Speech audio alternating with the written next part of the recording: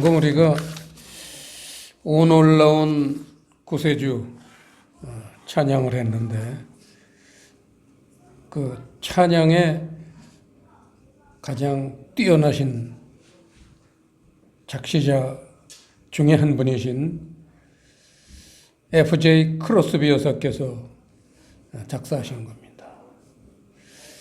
그 찬송가를 부를 때마다 한 단어가 그렇게 우리에게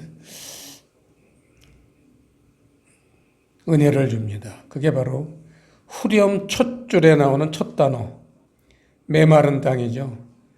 이 모든 놀라운 하나님의 그 은총이 한마디로 우리 마음이 메마른 땅이 될 때 임한다는 겁니다. 그거를 이렇게 가사를 다양하게 채워서 작시하셨지만 크로스비 여사의 중심은 메마른 땅에 있다는 거. 얼마나 우리는 참 본받아들 뿐인지 늘 크로스비 여사는 참 우리가 아무리 존경해도 부족하지 않습니다. 오늘 말씀은 골로새서 2장 말씀입니다.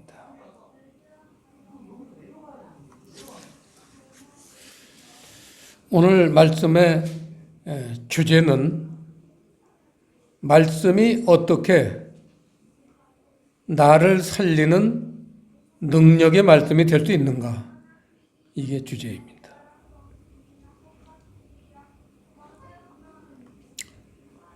오늘 본문 8절에 보시면 끝부분에 그리스도라는 단어가 등장합니다. 이게 초점이죠. 그리스도를 쫓아야 된다는 거예요. 그게 나를 살리는 비법이라는 겁니다. 그런데 세상의 초등학문을 쫓고 그리스도를 쫓는 게 아니라는 게 교회의 가장 심각한 문제라는 거예요. 말씀에는 짝이 있다고 했는데 오늘 이 골로새서 2장 본문 말씀의 짝은 어디 한 빈 곳에서 쓰세요. 10편, 18편 1절에서 3절 그게 말씀의 짝입니다. 오늘 말씀 보고 아주 기막힌 매치가 되는 말씀입니다. 골로새서에서는 오늘 그리스도를 중심으로 말씀을 풀어봤습니다. 그거를 10편, 18편에서는 1절에 보시면 제목부터 보시겠습니다. 여호와의 종 다윗의 시 영장으로 한 노래 여호와께서 다윗을 그 모든 원수와 사울의 손에서 구원하신 날에 다윗이 이 노래의 말로 여호와께 아뢰어 가로되 이러한 부제가 붙었습니다. 1절 나의 힘이 되신 여호와여 내가 주를 사랑하나이다 하면서 2절에 여호와는 나의 반석이시요 그렇게 여호와가 힘이 되셔서 내가 여호와를 사랑하게 됐는데 그 동기가 여호와는 나의 반석이시라는 걸 깨달았기 때문이라는 겁니다. 시편에서는 반석이라고 강조했고 그거를 골로새서에서는 그리스도라고 강조했죠. 결국은 반석은 그리스도라는 건데요. 자, 반석이다, 그리스도라 하는 것은 말씀이 내 마음에 오셨을 때 하는 표현이에요. 그게 반석이고 그게 그리스도입니다. 고린도전서 10장을 잠깐 보시겠습니다. 우리가 10장 4절 합독하시겠습니다. 다 같은 신령한 음료를 마셨으니 이는 저희를 따르는 신령한 반석으로부터 마셨음에 그 반석은 곧 그리스도시라. 그래서 골로새서와 시편에서 표현은 단어는 다르지만 뜻은 같다는 겁니다. 반석이 그리스도이시다. 그 반석이 나의 힘이 된다는 거예요.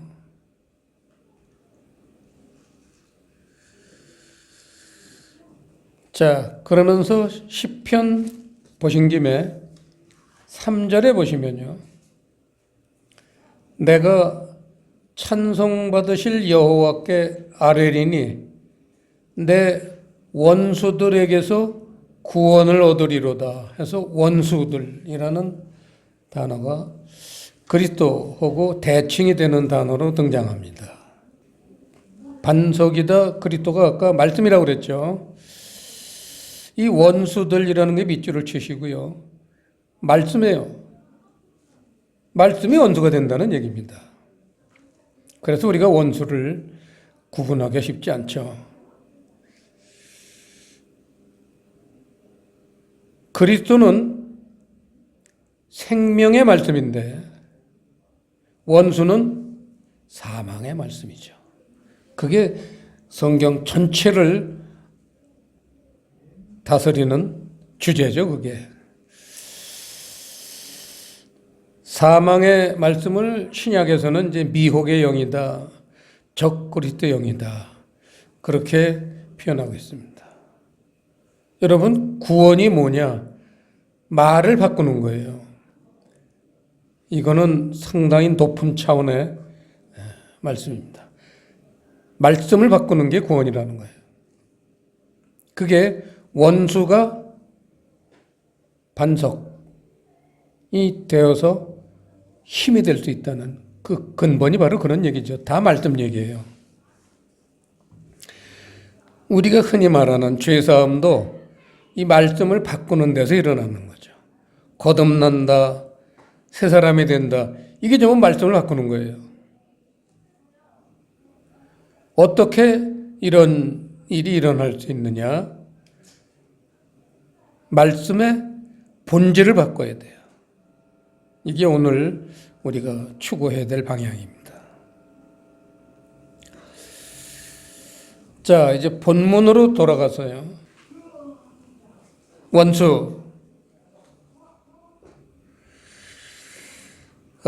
원수를 골로새서 좀 더 자세하게 설명을 했습니다. 원수를 14절에 보시면 우리를 거스리고 우리를 대적하는 그게 원수예요. 우리를 거스리고 우리를 대적하는 원수. 그게 뭐냐? 의문의 증서라는 거예요. 의문에 쓴 증서. 이게 오늘 말씀의 핵심이죠. 그게 원수라는 거예요. 그 의문의 증서의 의문이라는 단어를 도그마라는 단어를 원어에서 사용했습니다. 하나님이 사용하신 단어죠. 도그마는 법, 칙령, 법령 이러한 뜻인데 우리 푸른교에서는 이것을 좀 더 깊이 해석해야 되니까 교회법상의 교리 이렇게 풀 수 있습니다. 교회를 전부 넘어뜨리는 게 바로 이거죠. 의문의 증서. 교회법에 나오는 모든 교리 이게 우리 원수가 된다는 거예요. 이게 구원을 가로막고 있는 겁니다. 이거는 반드시 예수님이 오셔야지만 도말이 됩니다. 우리를 거스리고 우리를 대적하는 의문에 쓴 정서를 도말하시고 거긴 주어가 그리스도이신 게 생략이 된 거죠. 도말하시고 죄하여 버리사 십자가에 못 박으시고 그리스도가 주어입니다. 예수님이 오셔야지만 이게 도말이 됩니다. 죄해버린다. 이게 속죄요. 이게 죄사함이요. 이게 구원입니다. 도말하는 방법은 십자가에다 못을 박는다 그랬습니다. 자, 이 의문을 또 의미를 살펴봐야죠. 십자가에 못 박는 게 뭐냐? 십자가에 못을 박는다는 것은 십자가에 못을 박으면 무슨 일이 발생하느냐? 기능이 정지되죠. 꼼짝을 못하게 됩니다. 왜냐하면 의문의 증서가 하는 일은 사망이죠.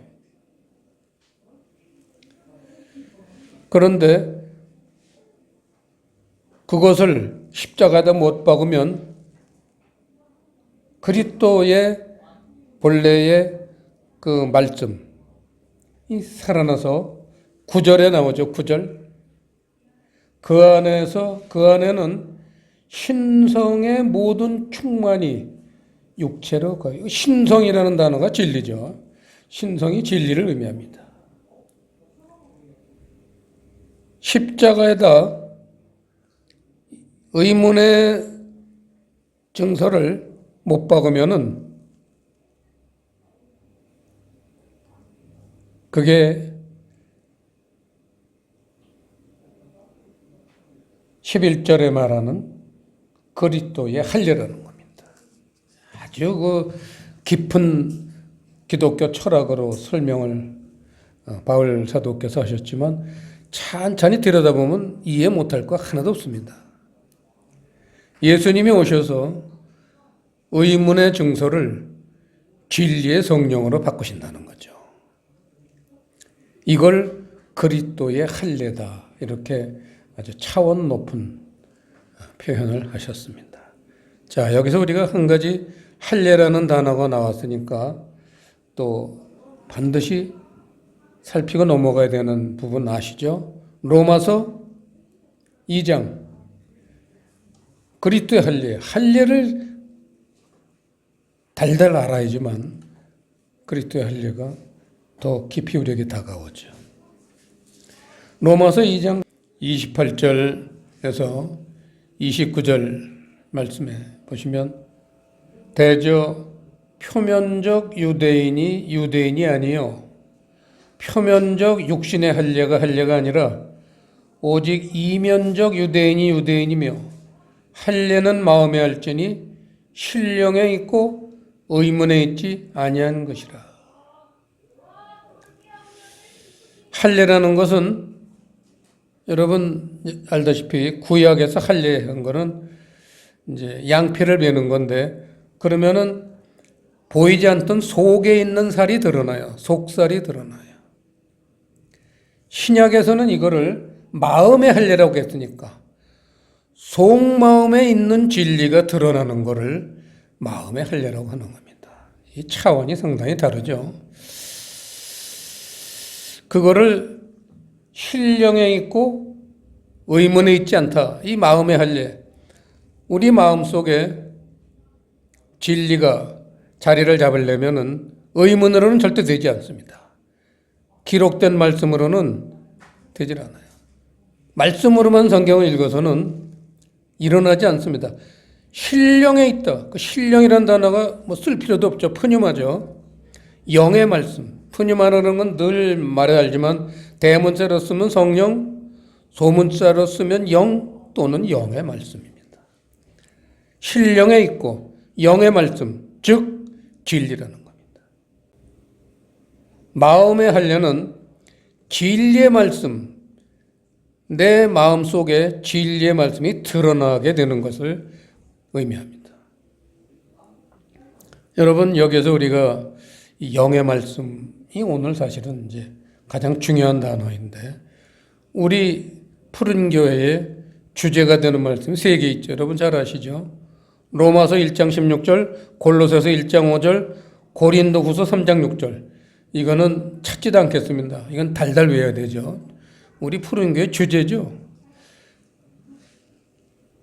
교회의 목적이 뭐냐? 이 3가지를 깨닫는 거예요. 로마서 1장 16절 잘 아시잖아요. 내가 복음을 부끄러워하지 아니하노니 이 복음은 모든 믿는 자에게 구원을 주시는 하나님의 능력이 됨이라. 첫째는 유대인에게요. 그 다음은 헬라인에게다. 복음이라는 거예요. 그리고 골로새서 1장 5절에서는 그 복음이 곧 진리다. 그렇게 설명했죠. 그 복음 진리 얘기하는 겁니다. 복음 진리. 복음 진리를 고린도후서 3장 6절에서는 살리는 것은 영이니 의무는 죽이는 것이요 해서 영의 말씀으로 푸뉴마 영의 말씀으로 복음 진리 영의 말씀 이게 다 동의어입니다. 복음 진리 영의 말씀 이 나를 살린다는 거예요. 근데 그거를 우리에게 강력하게 막고 있는 게 바로 원수가 강력하게 마귀가 막고 있는 게 복음 진리를 깨달으면 구원을 얻는 거니까 죽자 살자 마귀의 가장 중요한 역할이 그걸 막는 거잖아요. 그래서 오늘날도 교회에 90% 이상의 교회에 이 복음 진리의 말씀이 닫혀 있습니다. 우리나라는 그래도 많이 열려 있는데도 90%는 막혀 있죠, 지금도. 우리는 이걸 위해서 기도해야 됩니다. 그리고 우리가 교회 다니는 사람들 만나면 반드시 이 복음 진리를 깨닫도록 설명을 해줘야 돼요. 이게 복음을 전하는 목적이고 우리가 선교사님들을 내보내는 목표도 바로 거기에 있습니다. 우리 인도의 박원구 선교사님, 이윤희 선교사님도 지금 교회를 3개나 지으셨고 또 학교까지 세우셨지만 그 가장 중요한 사명은 이 복음 진리를 사람들에게 전파하는 데 있다는 겁니다. 베트남에 계신 주재훈 목사님, 오정임 목사님도 마찬가지예요. 어떻게 하면 사람들에게 복음을 전파하는가. 그러는데 얼마 전에 메시지를 보니까 베트남 중부 빈과 하딘 지역의 목회자들과 그 교회에서 그 복음을 좀 가르쳐 달라고 요청이 그렇게 들어온다는 거예요. 그러니까 우선은 지금 느헤미야 교회와 느헤미야의 6개 지교회 그런 교회의 주회종들과 지도자들에게 지금 열심히 복음을 가르치고 있습니다. 생명의 말씀이기 때문이죠. 우리는 교회에 이 사망의 말씀을 생명의 말씀으로 바꾸는 데에 우리의 혼신의 힘을 다해서 남은 여생을 살아가야 되고 만일 북한이 열릴 경우 우리 북한 동포에게도 이런 생명의 말씀을 전해야 되는 사명이 교회들의 사명입니다. 기도하시겠습니다. 아버지 하나님, 오늘 골로새서 말씀 10편, 18편 말씀을 통해서 사망의 말씀을 제하고 생명의 말씀, 진리의 말씀을 사람들에게 전하여 사람들로 하여금 하늘나라의 백성이 되게 해 주셔야 한다는 귀한 가르침을 저희들에게 주셨으니 이 말씀이 우리 중심에 잘 박힌 못처럼 되어서 평생토록 이 말씀을 따르는 저희들이 되게 해 주시옵소서. 감사를 드리오며 예수님 이름으로 기도드리옵나이다.